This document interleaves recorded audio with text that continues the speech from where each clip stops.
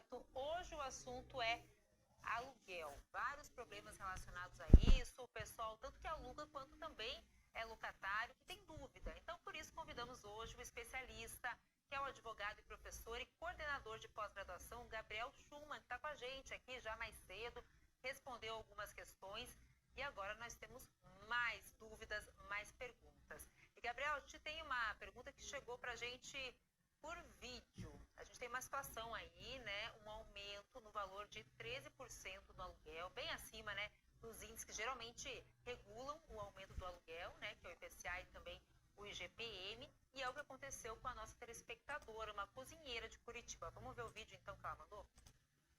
O aluguel, ele era 1.124. Aí, de repente, ele passou para 1.286. Aí, daí eu liguei lá na imobiliária para reclamar. Mas aí o dono da imobiliária falou que ele é dono da imobiliária, ele pode aumentar quanto que ele quiser. Geralmente, aumenta pelo índice, né? Então, já está acostumado, porque como o aluguel aumenta uma vez por ano, então eu já estava esperando aumento. Aí eu perguntei, não é pelo índice que tem que aumentar? Ele falou não, porque ele que aumenta o valor que ele quer. E aí, como que fica no caso dela? Algumas dicas importantes. A primeira, ela fez o contato para entender, já começou muito bem. O segundo é que vale a pena ela se documentar por escrito sobre essa resposta, para ela poder tomar medidas na sequência. Um e-mail ou um WhatsApp podem servir depois para ela na justiça, para uma discussão mais profunda. O reajuste de aluguel tem que seguir os índices, como ela falou também corretamente.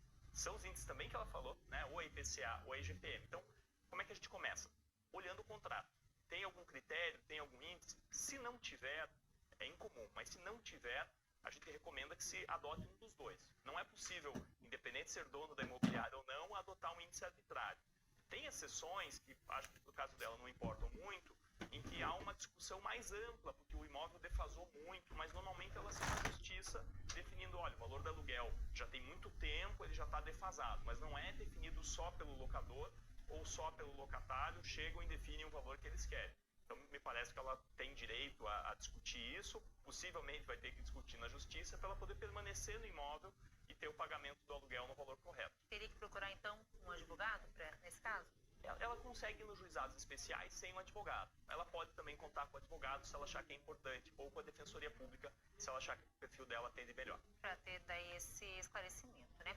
Temos uma pergunta que chegou aqui para a gente do Everton, né? Que é uma questão do IPTU. É obrigação do inquilino ou do proprietário? E também questão de contratar seguro contra incêndio da imobiliária. Ele é obrigado ou pode contratar com o corretor de confiança? São duas perguntas bem interessantes. A lei diz que o pagamento desses impostos pode ser definido em contrato, né, do IPTU. Então, quase todo contrato que eu já li de locação diz que quem está alugando vai pagar o IPTU, vai pagar o condomínio. Então, na prática, se o contrato diz isso, a lei permite que o contrato defina dessa maneira. Então, ele vai ter que pagar o IPTU. O seguro, normalmente, é uma escolha realmente do proprietário. Então, fica difícil ele dizer que ele vai querer contratar um outro seguro. A lei não prevê exatamente qual vai ser essa escolha, mas me parece que é uma exigência razoável por parte do proprietário que está se resguardando em relação ao seu próprio imóvel. Que vale lembrar, esse seguro protege só o próprio dono em relação ao próprio imóvel. E aí, se ele quiser um seguro maior, por exemplo, dos bens que ele tem em casa, um seguro residencial, por exemplo, para proteger a televisão que ele tem, a máquina de lavar, assim por diante, ele precisa contratar um segundo seguro, ele escolhe o seguro que ele quiser. E a Patrícia Precomar também enviou um vídeo pra gente com mais uma dúvida. Vamos ver. O meu nome é Patrícia e eu gostaria de saber se contrato residencial de locação, com prazo inferior a 12 meses, por exemplo, 6 meses prorrogável por mais 6, ele é juridicamente válido? Tem como fazer desse jeito? Pode. O contrato de locação não tem um prazo mínimo, mas daí tem uma dica muito importante. Se o contrato de locação tem menos de 30 meses, exatamente esse período, ele tem regras especiais e acaba protegendo, veja só, o locatário. O locatário tem direito de continuar no imóvel se não houver um motivo que a lei traz restritamente para essa possibilidade de sair. Na prática, depois do período inicial, se for menos de 6 meses o contrato, o locador só consegue retomar o imóvel se for para o próprio uso dele, ou se já tiver passado 5 anos de renovações.